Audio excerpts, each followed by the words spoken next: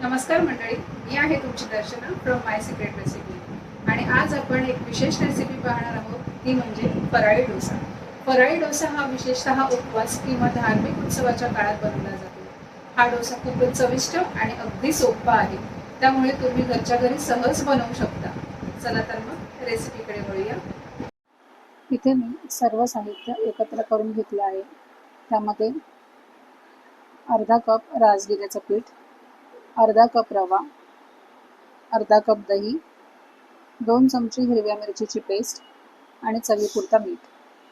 रवा जो आहे इथे मी 2 तास पाण्यामध्ये भिजत ठेवला होता आणि याला आता आपण मिक्सरमध्ये ग्राइंड करून घ्यायचं आहे आणि त्याची स्मूथ पेस्ट बनवून घ्यायची आहे.